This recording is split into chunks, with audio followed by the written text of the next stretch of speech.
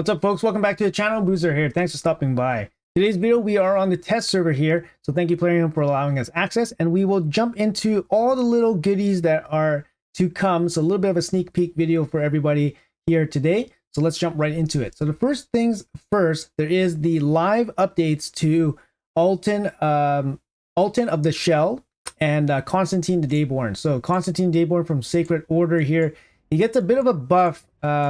You know, even without the buff, he's not actually a very bad champion or anything like that. His A1 gets a little bit of a boost now, providing decreased defense.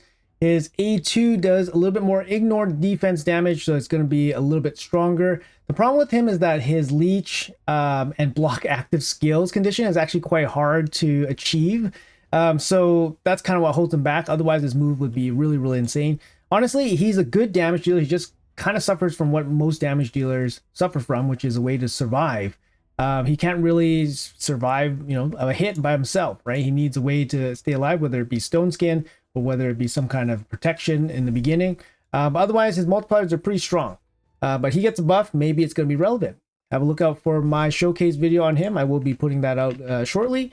We'll see how well he can smack. And then the second champion that actually gets rebalanced here is Alton of the Shell from the Dark Elves. I believe he was a champion training first place prize during the Oella fusion back in the day.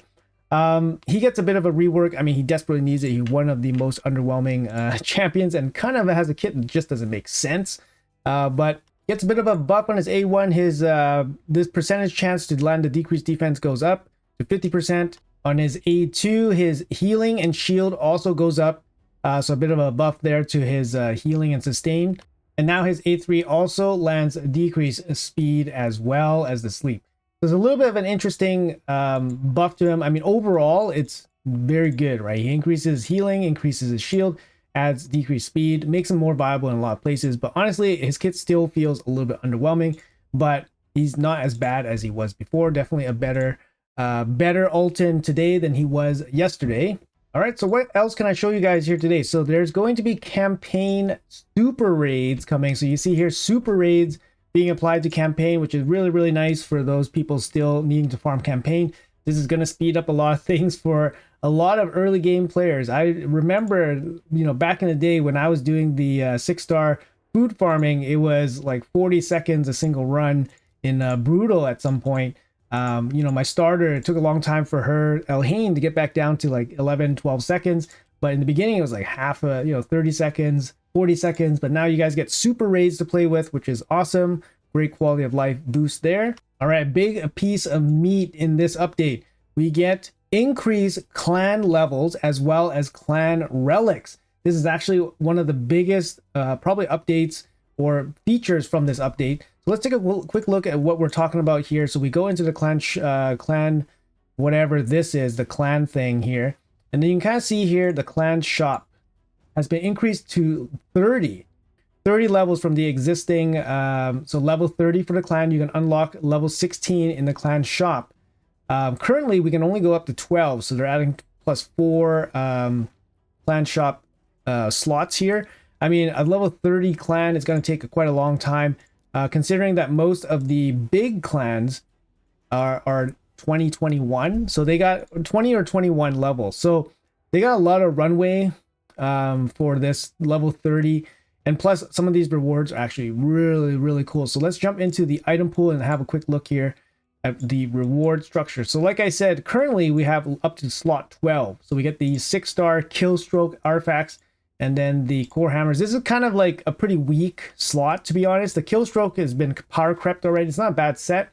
It's a better set than crit damage set, right? And crit damage set is still kind of used, but it's been power crept, right? So it's not really worth the slot here at the slot 12. This requires level 20 for a clan, which not everyone has access to, right? Core hammer has basically been power crept into like Oblivion now. And when we open up the 13th slot, keep in mind that this is level 21. You have access to, some powder, some dust, and some mythical charms. Okay, so level 14 here. This is opened at, I believe, 25. You get some pretty good goodies here, right? Still, this kill stroke artifact is still here. I don't think this should belong here, to be honest. because you already have it at slot 12. Why would you put it at slot 14 when the clan is level 25? That's pretty significant boost. I think it's 25. Yes, 25. So sorry, just wanted to make sure there. Level 25. And then you have the 1 hour artifact thing, which is pretty good. Like if you can buy it on command. I would imagine you could maybe buy like multiples. Hopefully we can buy like 5 of these. That'll be pretty sweet. 5 of these at 99 days. That'll be pretty sweet. A barrel here could be worthwhile depending on how much it costs. And then a 6-star mythical ore. Moving on to level 15, we have some of these new materials here to buy. These are gilded medallions. So in the beginning, I was like, what is this? But apparently these are the materials you need to craft the new clan shop specific relics. So we're going to cover that in this video as well. You also get a rank 1 basalt. These are like the relic chickens, for example. That's the equivalent relic chickens. And this is going to be unlocked at level 28. Clan level 28, guys. The final slot here, clan level 30, unlocks slot 16. And then you're going to get some pretty good goodies here. You get the 2 and 3-star basalt chickens for the relics. And then you get these legendary gilded medallions. Getting these, I don't know where they're going to put them. But right here, you can only get 5 of these. I would hope that they let you buy 10 of these. Because you only get 5. But yeah, so relics seem to be the top prize or gear or, you know, reward right now. So these gilded medallions up here at slot 16, along with the random gemstones, which can be very strong as well. Having the ability to buy them basically on command is actually really good. If you can buy multiples of these, I'm all on board, right? Like buy 5 of these, 10 of these, whatever. All on board for that. But that's going to be a long time from now, right? Level 30 for the clan. So with that said, let's jump into the relic crafting. I'll show you guys a sneak preview at this clan, new clan relics. So let's have a look here. So we have the first one, Murder Fang. It's a mythical clan relic. So keep in mind that these relics can only be made from buying those gilded medallions in the clan shop. So far, we don't know, maybe there's other ways, but right now there's only one way. So we'll just keep that in mind. Wearer has a 25% chance to deal bonus damage when using default skills. So the bonus damage is either 3% for a single hit or 1% for AoEs related to target's max HP. So this is similar to like War Master or a Giant Slayer proc, right? So you get an extra proc with this relic. I mean, that's pretty cool. 25% chance is similar, definitely very similar to like, you know, War Master or Giant Slayer, and it's a percentage off of the max HP. So you get an extra proc here. It could be very strong against bosses, for example. Just a big power boost here. It is a mythical, so it's very unlikely to get, but hey, it's here, it's available. Up next, we have the Chrysalid of Rebirth, another mythical one. Speed, HP, defense. Where has a 30% chance to get an extra turn when reviving allies.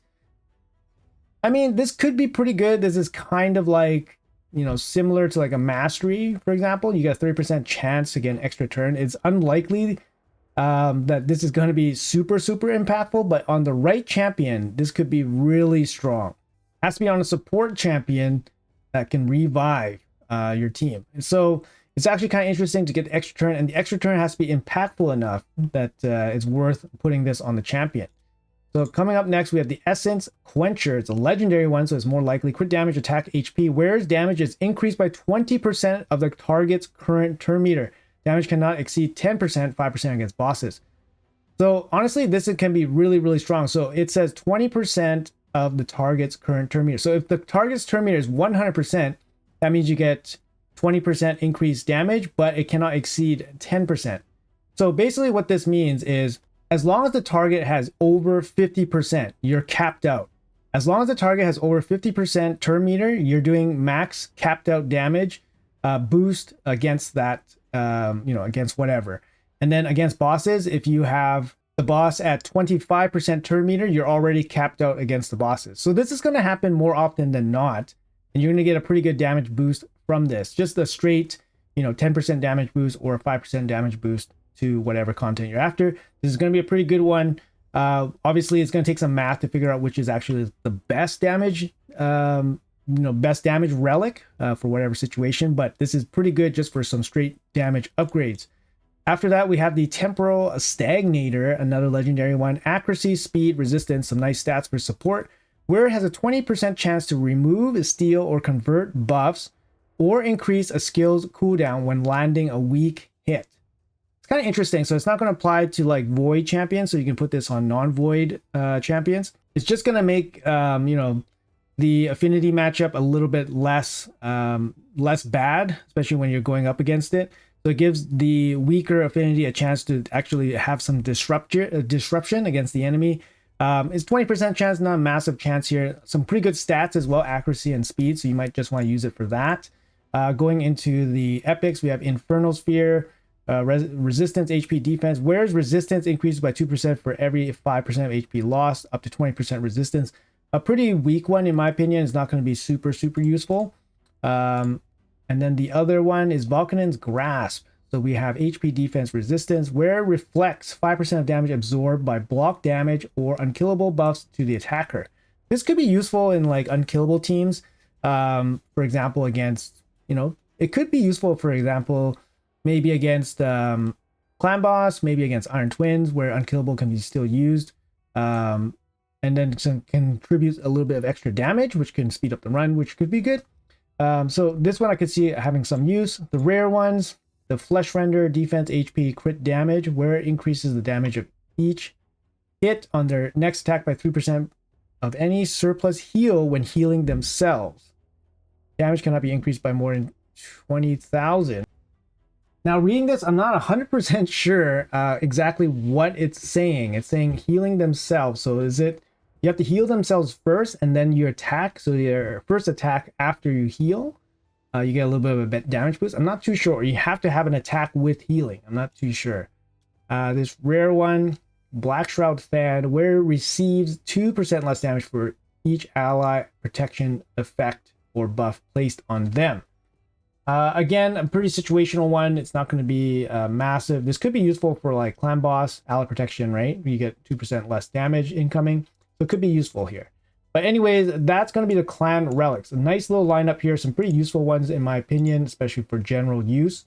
But quickly, let's move on. There's lots of other goodies here. So the next one is champion names were added to the Soul Collection and Soulstone summons and limited summon events in the Altar of Souls.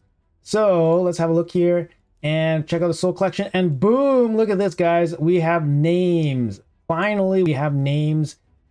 And actually, we have these little faction icons. These are all new too. So this is actually really good. I mean, come on, man. Come on, Plarian. Like, this is great. Like, it should have been in the game already, but this is great that there's actually, you know, it's actually here. And it looks awesome. It looks pretty clean and all that.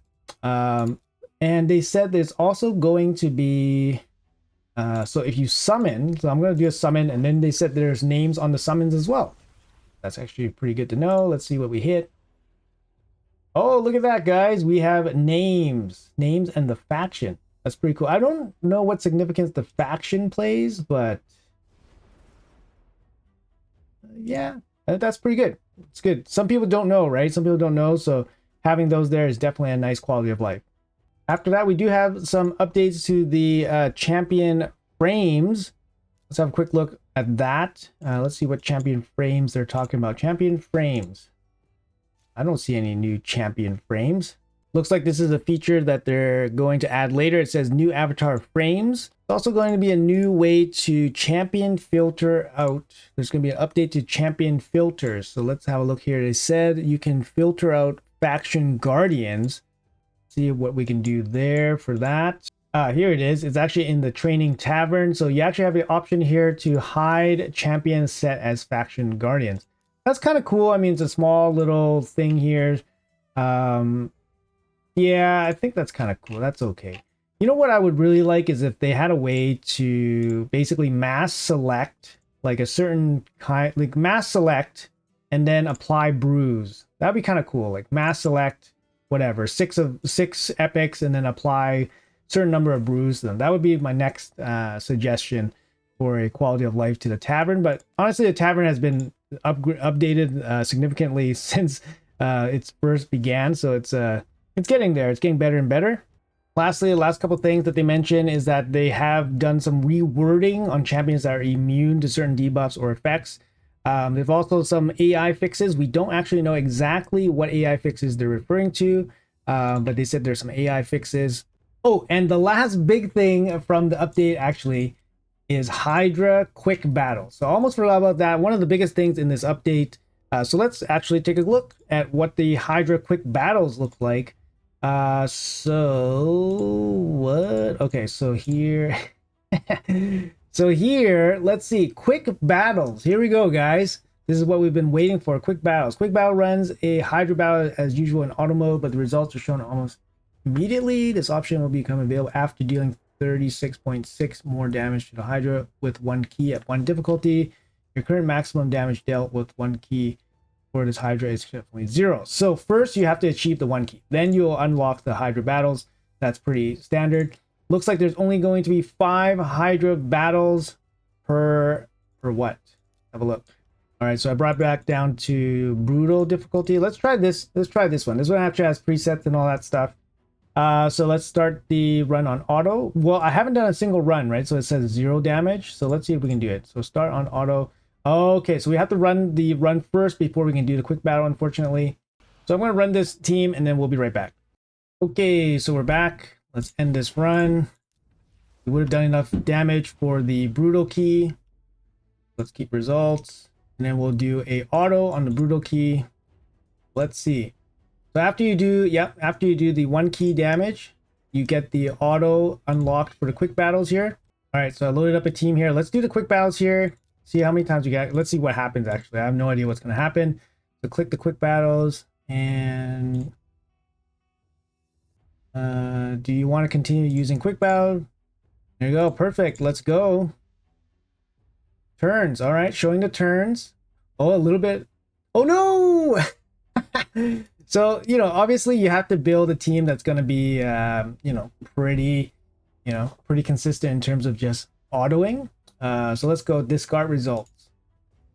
So it uses up one quick battle. So it looks like only 5 quick battles on this difficulty.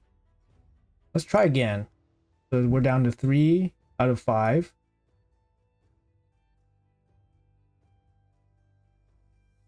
I kind of like this turn count. A little bit of anticipation.